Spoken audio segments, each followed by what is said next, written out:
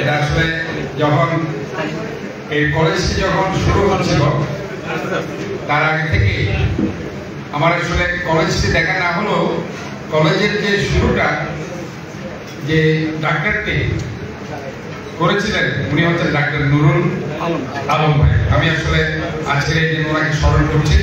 আমরা একসময় পলিক্লিনিকে বিভিন্ন কারণে ডাক্তার রেজাল্ট করি, ডাক্তার নুরুল আলম ভাই সহ আমরা নুরুল ভাই ওনার আমাদের সিনিয়র, বাট আমাকে সবাই স্নেহ করতো, যার কারণে আমি আড্ডা মারতাম। ওই সময়ে আপনার পেট্রোলের নাজার খান সাহেব আর নুরুল আলম সাহেব এরা দুইজন খুব অত্যন্ত ঘনিষ্ঠ বন্ধু।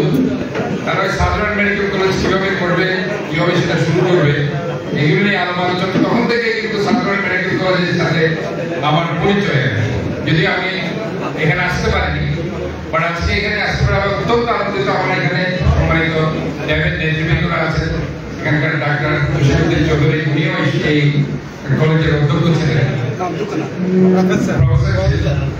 এখনো আছেন উনি। যাই হোক, ওনার সুবাদে এখানে অনেকের সাথে আমার পরিচয় হয়েছে। তো আমি আজকের এই ইফতার মাহফিলে আমাকে আমন্ত্রণ জানানোর জন্য আমি কলেজ কর্তৃপক্ষকে ধন্যবাদ জানাচ্ছি। এবং আমরা মনে করি যে স্বাস্থ্য খাতে যে বাজেটটি জাতীয়ভাবে দেওয়া হচ্ছে এটা অত্যন্ত ন্যূনতম বাজেট।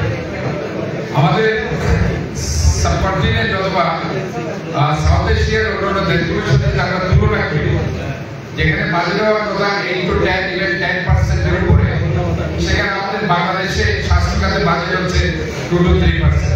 এটা অত্যন্ত ন্যূনতম একটা বাজেট। আমরা আশা করছি যে জুলাই আগস্ট এবং গত 16টি বছরের আন্দোলনের ফলে একটি নতুন বাংলাদেশের অভ্যুদয় হয়েছে।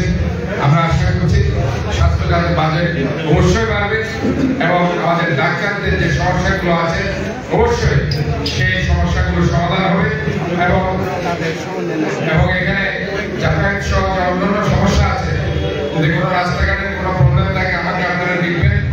আমার পক্ষ থেকে আমি যতদূর পারি ইনশাআল্লাহ সার্বিক সহযোগিতা করছি। আর আজকে জাতীয়তাবাদী চিকিৎসক ফোরাম আয়োজিত আজকের যে ইফতার মাহফিলে যারা আয়োজন করেছে, সভাপতি, সাধারণ সম্পাদক সহ অন্যান্য কর্মকর্তা সদস্যবৃন্দকে আমার অন্তর্গত